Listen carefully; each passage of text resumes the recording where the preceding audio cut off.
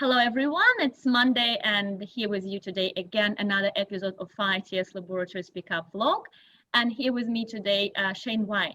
Shane is a co-founder and a technical director of TechCoatings. He's an active contributor of ongoing transformational changes within pacifier protection industry here in New Zealand. And one of his aspirations is to restore the confidence and trust in safe building practices here in New Zealand. He is a chairperson of Coatings Working Group, appointed by Fire Protection Association of New Zealand, and he's leading a team of experts whose first task was to compile a code of practice of specification and application of Intumescent Coatings on the structural steel.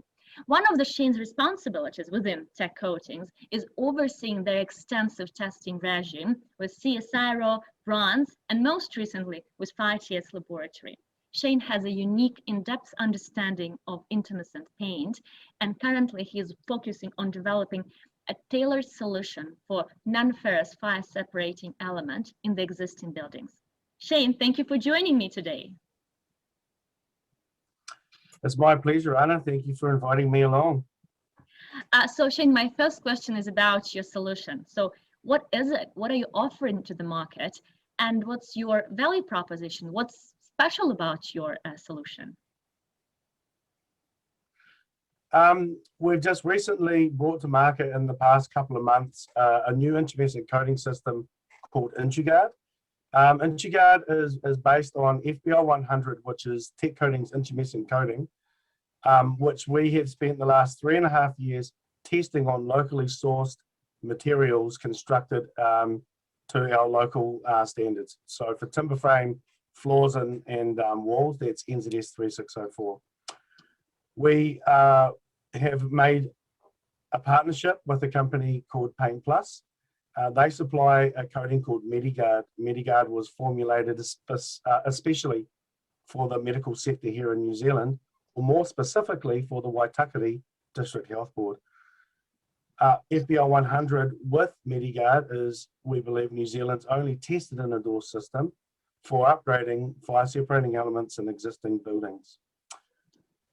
We have been looking at many different aspects of how to use the system, particularly here in New Zealand. So our focus is New Zealand at this moment, not a worldwide focus. So looking at our buildings and how we can help upgrade them to make them compliant, but also looking at the New Zealand Green Build Council's stipulations of how we can help the environment by cutting down waste.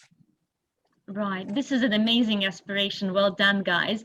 Listen, I know that your solution is very unique and the only one in the market at the moment, a tested solution. And I know you guys are currently working on the remediation project of Christchurch. And I know you even made a case study based on that. Could you please elaborate on this case study and give us some insights about this project?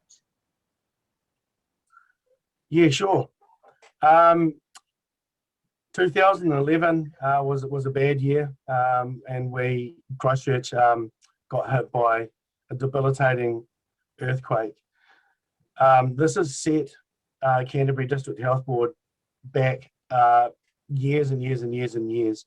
So unfortunately for them, they've had to remediate the existing building stock that they have. They don't have the luxury of being able to build new hospitals to be moving all of these people in. So 3.5 years ago, we got a phone call to ask about whether we could help with this remediation project.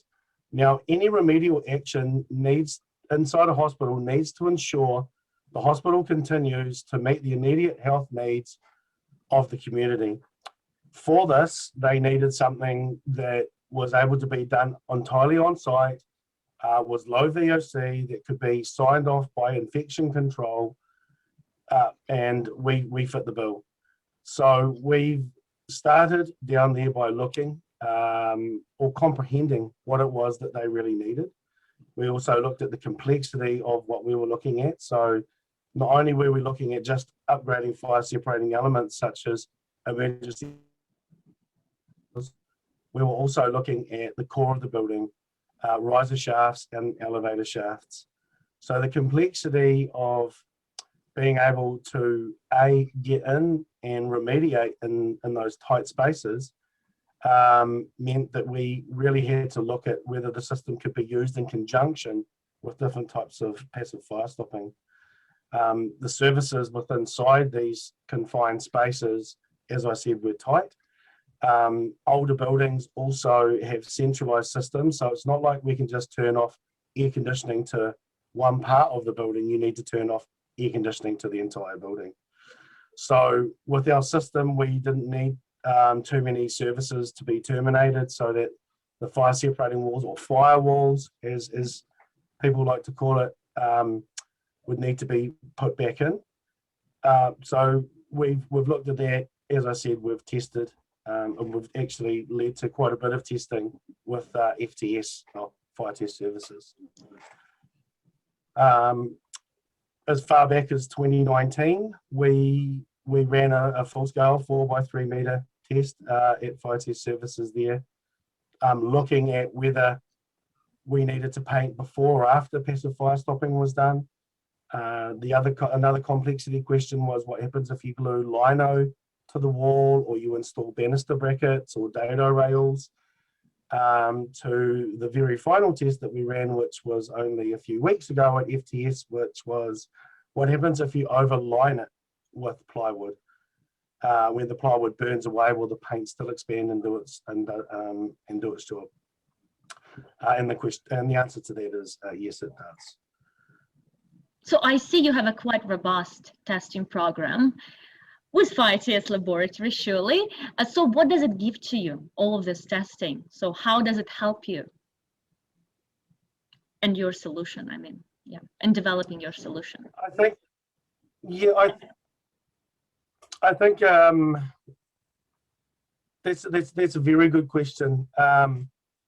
I guess when I originally started this company, we were looking at structural steel.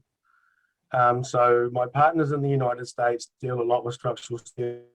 I've been to the United States and sprayed structural steel for 2 hour fire tests at UL in Chicago. And I've seen the way that an intumescent coating works on that.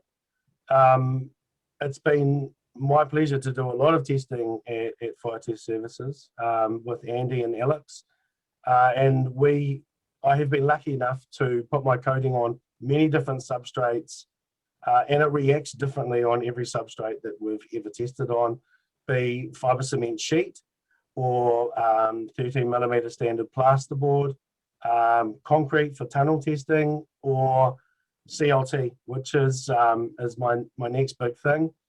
We ran a test the end of 2019 where we were testing FBR 100 as an encapsulation coating to regulate the temperature at the interface to below 300 degrees Celsius for half an hour, which we did. So testing is never ending. We're finding new and better ways to use an intumescent coating. And I guess the way that I look at it, an intumescent coating now is it's a fire-resistant insulative material.